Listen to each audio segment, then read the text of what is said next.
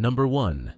Padme was murdered to save Darth Vader. The medical droids tell us Padme is dying because she's lost the will to live. But here's the disturbing truth. Padme Amidala never gave up on anything in her entire life. She fought the Trade Federation as a teenager, stood up to the Senate as queen, and never backed down from a challenge. So why would a woman who just gave birth to twins suddenly lose hope? The answer is terrifying. Darth Sidious was draining her life force to keep Darth Vader alive on Mustafar. Think about the timing.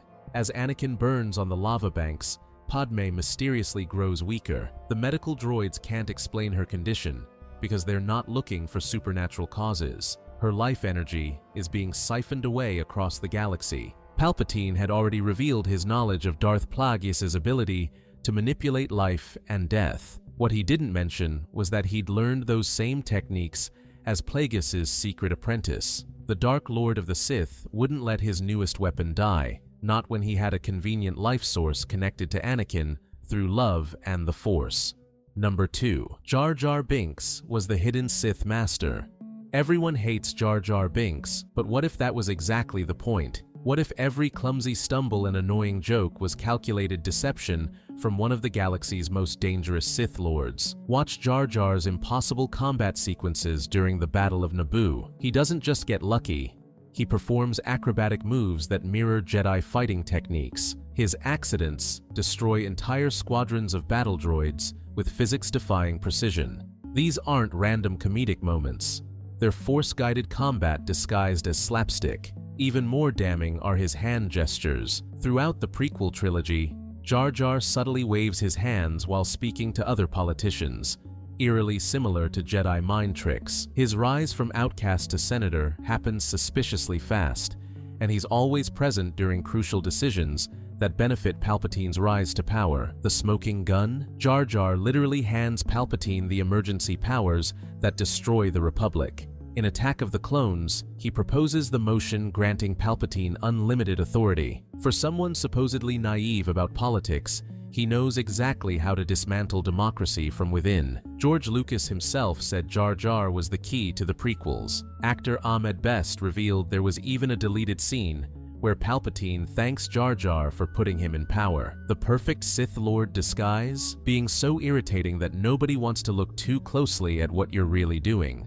Number 3. Luke's poor hiding spot was brilliant strategy. Here's what seems like the worst hiding strategy ever. Luke Skywalker was raised on Anakin's home planet among his relatives using his real last name. Any competent villain should have found him in minutes. But what if this wasn't incompetence? It was psychological warfare. Obi-Wan knew exactly what he was doing. Anakin hated Tatooine with every fiber of his being. He lived there as a slave, watched his mother die there, and told Padme he never wanted to return. For Darth Vader, Tatooine represented everything he'd lost: his freedom, his family, his innocence. The planet was so psychologically toxic to Vader that he would actively avoid it. Even if reports surfaced about a Skywalker boy, Vader's subconscious would reject investigating his personal hell. It's not that he couldn't find Luke, it's that his trauma made him blind to the possibility. Number 4. Qui-Gon Jinn was a gray Jedi.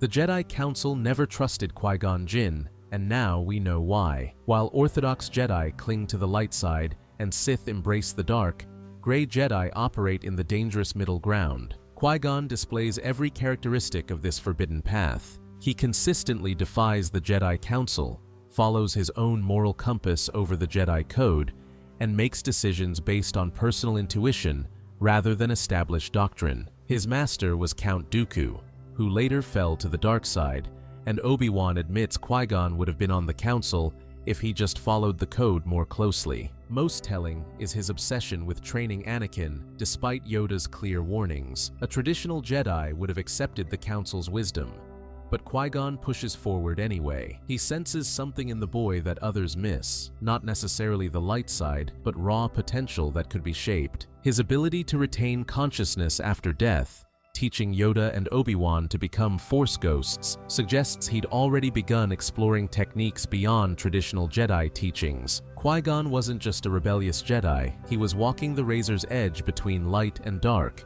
which makes his role in Anakin's discovery far more complex than it appears. Number 5. Obi-Wan secretly recognized the droids.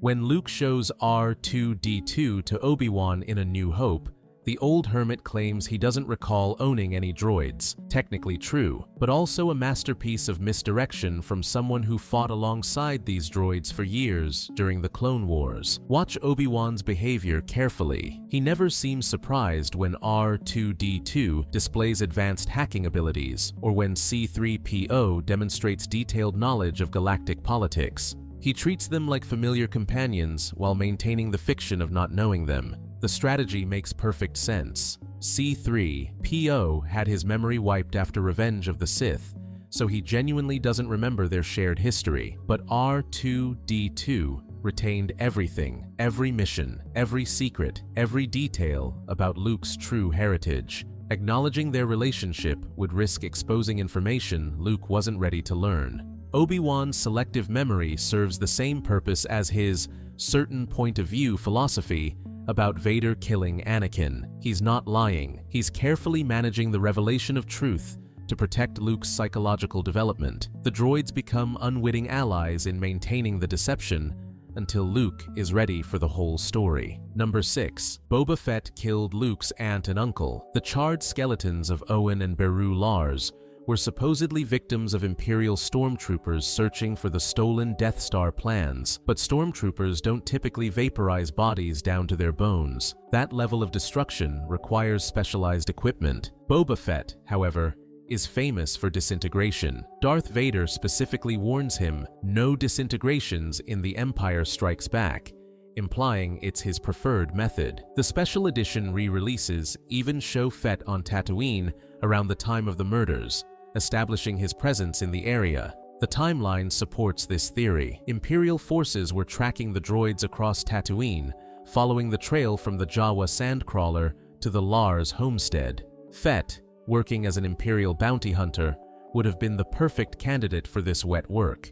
Experienced, efficient, and willing to eliminate witnesses. Number 7. Han Solo activated his own death. Kylo Ren's lightsaber ignites, cutting down Han Solo on the bridge in Starkiller Base. But watch the scene again. Look at Ren's face as his father falls. That's not the expression of someone who just committed murder. That's shock, confusion, and horror. Ben Solo was clearly struggling with his dark path, tearfully admitting to his father that he knew what he needed to do, but wasn't sure he had the strength. When Han promises to help him, something changes in that moment, but maybe it wasn't what we think. The theory suggests Han Solo, understanding his son's internal conflict, made the ultimate sacrifice. Knowing that Ben needed a traumatic push to fully embrace the dark side and eventually reject it, Han activated the lightsaber himself. His death wasn't murder, it was a father's final gift to save his son's soul.